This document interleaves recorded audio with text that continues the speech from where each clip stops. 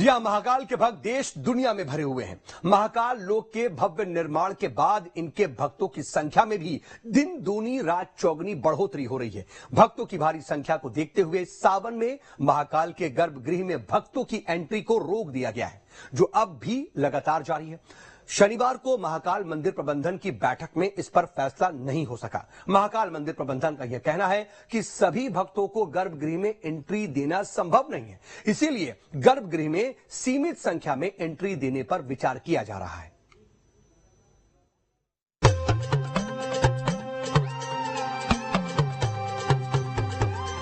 बीते शनिवार को उज्जैन में श्री महाकालेश्वर प्रबंध समिति की बैठक हुई। अंदाजा लगाया जा रहा था कि बैठक में इस बात पर निर्णय हो जाएगा कि पूर्व की तरह ही श्रद्धालु गर्भगृह में पहुंचकर बाबा महाकाल की पूजा अर्चना कर पाएंगे, उनका अभिषेक कर सकेंगे। लेकिन समिति की बैठक में ऐसा कोई फैसला नहीं हो सका। दरअसल महाकाल मंदिर के गर्भगृह में सभी श्रद्धालुओं को प्रवेश देना किसी चुनौती से कम नहीं है, क्योंकि महाकाल के दर्शन के लिए प्रतिदिन 2 लाख के करीब श्रद्धालु आते हैं, जबकि दिन के 10 घंटे में 2000 श्रद्धालुओं को दर्शन कराना संभव है। ऐसे में श्री महाकालेश्वर प्रबंध समिति की बैठक में गर्भगृह में श्रद्धालुओं के प्रवेश को लेकर कोई फैसला नहीं लिया जा सका। हालांकि समिति के अध्यक्ष और उज्जैन के कलेक्टर कुमार पुरुषोत्तम ने बताया कि गर्भगृह में श्रद्धालुओं को सीमित संख्या में प्रवेश दिए जाने पर विचार हो रहा है। देखिए, गर्भगृह में रोक लगाने का कोई आशय नहीं है, बस दिक्कत ये है कि ये व्यवस्था कैसे बनेगी। इतनी भीड़ में जब भी आप गर्भगृह में प्रवेश देते हैं तो गर्भगृह में 1 घंटे में अधिकतम 200 लोग दर्शन कर सकते हैं। अगर मान लो 10 घंटे आप प्रवेश दो तो 2000 लोग दर्शन कर सकते हैं। 2 लाख लोग से ज्यादा आते हैं, बाकी 1,98,000 लोग दर्शन कहाँ से करेंगे जब गर्भगृह सामने से दिखना बंद हो जाता है। चुनौती ये है, चुनौती ये नहीं है कि गर्भगृह दर्शन कराना है नहीं कराना है, चुनौती है कि 2 लाख लोगों को कैसे एडजस्ट कर पाएंगे। हम 2000 लोगों की सुविधा के लिए 1,98,000 लोगों को मना नहीं कर सकते।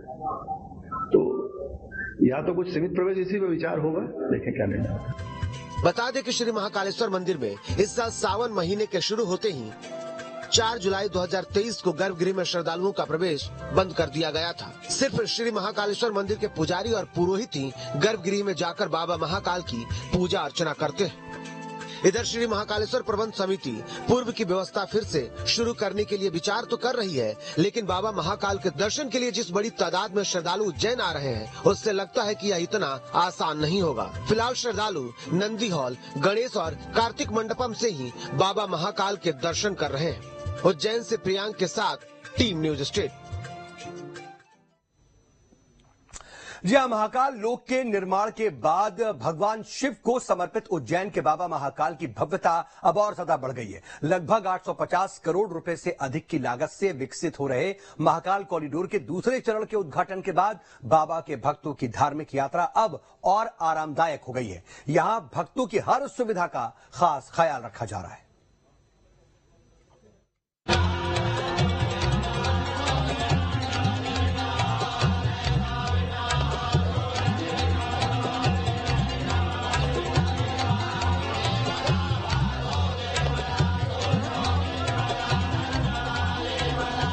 हिंदू आस्था के सबसे बड़े केंद्रों में एक महाकाल मंदिर की भव्यता और सुंदरता में एक और सुनहरा अध्याय जुड़ गया है। यह अध्याय है महाकाल कॉरिडोर का दूसरा चरण, जिसका उद्घाटन बेहद शानदार तरीके से कुछ इस अंदाज में किया गया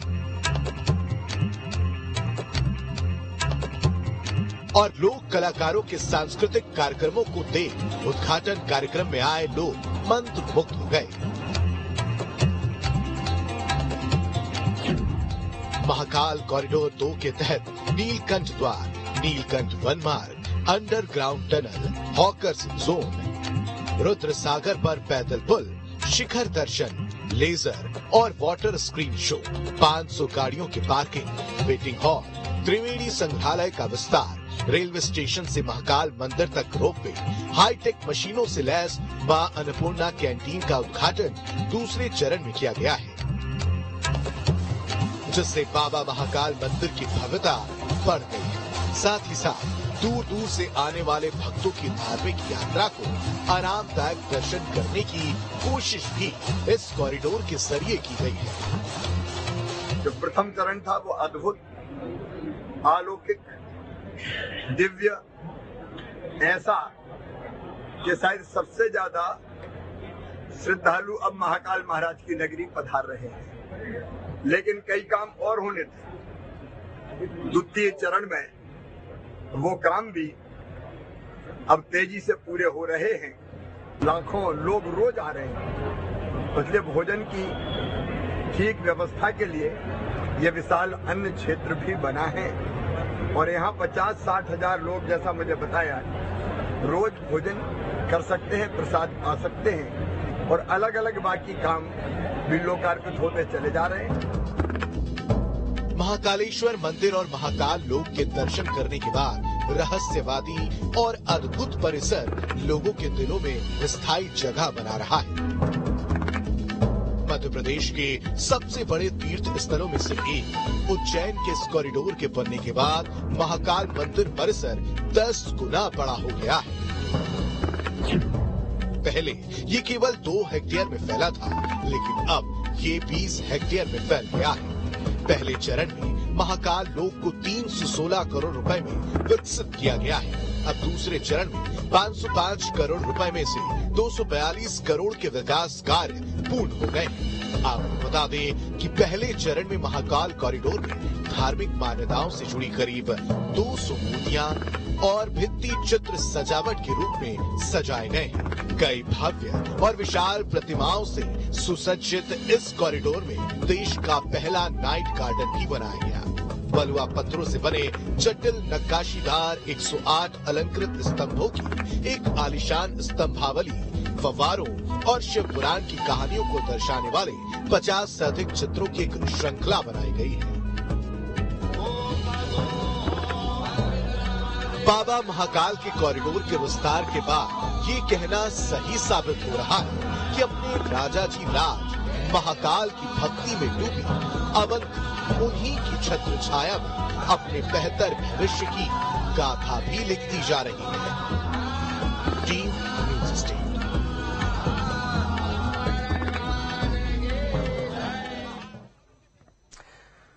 जी हां, महाकालेश्वर के दर्शन के लिए आ रहे हैं तो आपको प्रसाद या भोजन की चिंता करने की भी अब जरूरत नहीं है, क्योंकि महाकाल के आंगन में प्रदेश की सबसे बड़ी उमा रसोई बनकर तैयार है। इसे इस तरह से डिजाइन किया गया है कि इसकी गिनती देश की बड़ी रसोइयों में होगी। खास बात यह है कि इसमें आटे गूंदने, रोटियां बेलने, सब्जियां काटने, बर्तन धोने, सभी काम में टेक्नोलॉजी का इस्तेमाल होगा। यानी कि यहां पर इसके लिए बाकायदा मशीनें फिट हैं और एक बार में यहां पर 6000 लोग भोजन कर सकेंगे।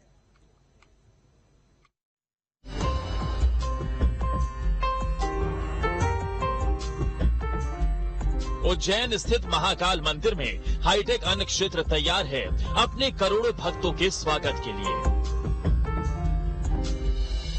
जी हां, महाकाल की नगरी से अब कोई भूखा वापस नहीं जाएगा।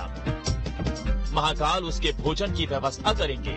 महाकाल मंदिर के पार्किंग एरिया में बने देश के सबसे बड़े और आधुनिक अन्न क्षेत्र का लोकार्पण मुख्यमंत्री शिवराज सिंह चौहान ने किया। 50,000 वर्ग फीट में बने विशाल अन्न क्षेत्र की लागत 27 करोड़ रुपए है, जिसमें दिन भर में 1 लाख लोग भोजन कर सकेंगे, वो भी निःशुल्क। महाकाल मंदिर में बन रहे इस विशाल अन्न क्षेत्र में न्यूज स्टेट की टीम पहुंची, जिसने यहाँ की खासियत और भक्तों को मिलने वाली सुविधाओं के बारे में जाना। बाबा महाकाल की नगरी उज्जैन और यहाँ आने वाले हर एक भक्त का बेहद अच्छे तरीके से ध्यान रखा जाता रहा है। महाकाल कॉरिडोर बनाया गया ताकि उज्जैन के इतिहास से लोग परिचित हो सके और साथ ही साथ जो शिव भगवान से जुड़ी हुई आस्थाएं हैं उनके बारे में भी उन्हें जानकारी मिल सके। मंदिर के पार्किंग क्षेत्र में यह अन्न क्षेत्र बनाया गया है। महाकाल मंदिर विस्तारीकरण फेज 2 के तहत 2 साल पहले 2021 में इसे बनाने की शुरुआत की गई थी। इसका उद्देश्य यही है कि मंदिर में आया कोई भी श्रद्धालु भूखा न जाए और उसे भोजन के लिए भटकना न पड़े। अन्न क्षेत्र 2 मंजिला है। पहला ग्राउंड फ्लोर पर अंदर जाते ही होटल जैसा बड़ा लॉन है, यहाँ श्रद्धालु बैठकर इंतजार कर सकेंगे। इसके बाद बना है विशाल डाइनिंग हॉल। डाइनिंग हॉल में करीब 4500 लोगों के बैठने की व्यवस्था है। 2 बड़े हॉल बनाए जाएंगे बनाएंगे जहां पर एक साथ बड़ी संख्या में भक्तगण बैठकर प्रसादी जो है ग्रहण कर सकते हैं। आप देख सकते हैं ये एक विशालकाय हॉल जहां पर भक्तों के बैठने के लिए खास व्यवस्था की गई है, ताकि जब भक्तगण बाबा महाकाल के दर्शन करके आए तो उसके बाद वो सुविधाजनक तौर पर जो है यहाँ पर बैठकर प्रसादी ग्रहण कर सकते हैं। ये करीब 2 मंजिला इमारत बनाई जा रही है जहां पर 2 बड़े बड़े हॉल बनाए जाने की योजना है। ये पहला हॉल है जहां पर भक्तगण आएंगे और उन्हें लाइन में लगकर अपना प्रसाद ग्रहण करना पड़ेगा और प्रसाद ग्रहण करने के बाद जो है भक्तगण यहाँ पर आराम से बैठकर अपना प्रसाद ग्रहण कर सकते हैं। अभी तक हम बात करें तो देश में कई ऐसे स्थान हैं जहां पर प्रसादी ग्रहण करने के लिए अलग अलग तरह की व्यवस्थाएं की जाती रही है, पर आप इस हॉल को देखकर ये अंदाजा लगाया जा सकता है कि इसे कितना हाईटेक बनाया जा रहा है। खास बात यह है कि इसमें सब्जी काटने से लेकर खाना बनाने और बर्तन धोने तक सभी काम मशीनों से होगा, यानी ये पूरी तरह ऑटोमेटिक होगा। अहमदाबाद और चेन्नई से हाईटेक मशीनें मंगवाई गई हैं। उज्जैन के अन्य क्षेत्र में बनने वाली प्रसादी भी विशेष होगी। इस प्रसादी को पूरे हाईटेक तरीके से तैयार किया जाएगा, यानी कि जो खाना बनेगा वो मशीनों की मदद से तैयार किया जाएगा। हम यहाँ पर मौजूद हैं जहाँ पर प्रसादी बनाने की व्यवस्था की जा रही है। आप देख सकते हैं कि यहाँ पर मशीनों के जरिए खाना तैयार करने की व्यवस्था की जा रही है। रोटी की अलग से व्यवस्था है बनाने की, तो वहीं सब्जियों के काटने से लेकर अलग मशीनों के जरिए काम किया जाएगा। एक मशीन में सब्जी डाल दी जाएगी तो वहीं दूसरी मशीन से ये धुलकर बाहर आ जाएगी। सब्जी काटने के लिए दूसरी मशीन होगी तो पकाने के लिए तीसरी मशीन में उन सब्जियों को डाला जाएगा। मसालों के लिए भी मशीन में अलग अलग तरह के बॉक्स होंगे जिनमें से एक तय मात्रा में ही मसाला निकलकर सब्जी में डलेगा। सब्जी में पानी मिलाने के लिए भी अलग कंटेनर का इस्तेमाल किया जाएगा। तो इस तरह से जो है प्रसादी की सब्जी बनकर तैयार होगी। वहीं अब अगर हम बात करें रोटी बनाने की, तो रोटी की मशीन भी यहाँ पर जो है लाई गई है। रोटी को एक बेहद खास तरीके से तैयार किया जाएगा। ये बात जग जाहिर है कि महाकाल लोक बनने के बाद से भक्तों की संख्या बहुत बढ़ गई है। वर्तमान में रोजाना 1 से 1.5 लाख श्रद्धालु दर्शनों के लिए आ रहे हैं। इतने लोगों का खाना एक साथ बनाना बड़ी चुनौती थी, इसलिए हाईटेक मशीनों का इस्तेमाल किया जा रहा है ताकि कम से कम मैन पावर में प्रसादी तैयार की जा सके। अन्य क्षेत्र में जब 1 लाख लोग जुटेंगे तो भोजन प्रसादी परोसना एक बड़ा काम होगा। इसके लिए 30 लोगों को जिम्मेदारी दी गई है जो कि बड़े बड़े पहिया नुमा कंटेनरों से भक्तों तक प्रसादी पहुंचाएंगे। इसलिए हर एक मशीन के साथ साथ जब प्रसादी वितरण होगी तो उस ट्रॉली को भी जो है बड़ी संख्या में बड़े स्तर पर मंगाया गया है, ताकि हजारों की संख्या में जब एक साथ बैठकर भक्तगण भोजन ग्रहण करें तो उन्हें उतना ही आनंद आए, उतना ही उन्हें सुकून मिले। सिर्फ खाना ही नहीं बल्कि महाकाल रसोई और डाइनिंग हॉल में सुरक्षा उपकरण और वेंटिलेशन का खास ध्यान रखा गया है। यहाँ के दोनों फ्लोर पूरी तरह एयर कंडीशन हैं ताकि प्रसादी ग्रहण करते समय गर्मी का एहसास ना हो। कमरे को पूरा हवादार बनाया गया है, रोशनी वाला बनाया गया है और सेफ्टी की भी खासी यहाँ पर जो है व्यवस्था की गई है। अगर फायर सेफ्टी की अगर हम बात करें तो आप देख सकते हैं कि यहाँ पर फायर एक्सटिंग्विशर भी लगाए गए हैं। साथ ही साथ अगर बहुत ज्यादा भीड़ हो तो उसके लिए भी व्यवस्था की गई है। आप देख सकते हैं कि इसमें अच्छा खासा स्पेस भी रखा गया है कि एक बार में अगर भक्तगण यहाँ पर बैठ रहे हैं तो उन्हें जो है दिक्कतों का सामना ना करना पड़े। एक अच्छे स्पेस में जो है वो बैठ सकते हैं। यहाँ की जो आप देख सकते हैं ऊपर जहाँ पर लाइटिंग और हवा की व्यवस्था की गई है उसे भी काफी हाईटेक बनाया गया है, ताकि जब बड़ी संख्या में यहाँ पर भक्तगण इकट्ठा होना शुरू होंगे तो उन्हें किसी तरह की असुविधा का सामना ना करना पड़े। अन्य क्षेत्र फिलहाल सभी भक्तों के लिए सुबह 10:30 बजे से रात 9 बजे तक खुला रहेगा, जिसके समय को आगे और बढ़ाया जाएगा क्योंकि जिस तरह महाकाल लोक बनने के बाद भक्तों का रेला महाकाल पहुंच रहा है, ऐसे में इस तरह के बड़े अन्य क्षेत्र की जरूरत थी। हर एक पहलू पर जो है ध्यान दिया गया है। आर्किटेक्चर से लेकर के सुविधाएं व्यवस्थाओं को पहले पूरा रोड मैप तैयार किया गया, रणनीति बनाई गई और उसके बाद जो है अब ये अन्य क्षेत्र लगभग पूरी तरह से बनकर तैयार है और उम्मीद की जा रही है कि अगले कुछ महीनों में ये यहाँ के भक्तों के लिए खुलकर तैयार होगा। तो ये थी हमारी खास रिपोर्ट। वीडियो जर्नलिस्ट प्रदीप के साथ नीलम गुरवे, न्यूज नेशन, उज्जैन। और इधर महाकाल लोक के निर्माण के बाद महाकाल के भक्तों की संख्या में भी भारी बढ़ोतरी हो रही है। भक्तों की संख्या में इस बढ़ोतरी का असर महाकाल के भंडार पर भी दिख रहा है। पिछले एक साल में महाकाल में आए चढ़ावे पर गौर करें तो 100 करोड़ अधिक का भक्तों ने महाकाल के दरबार में चढ़ावा चढ़ाया है।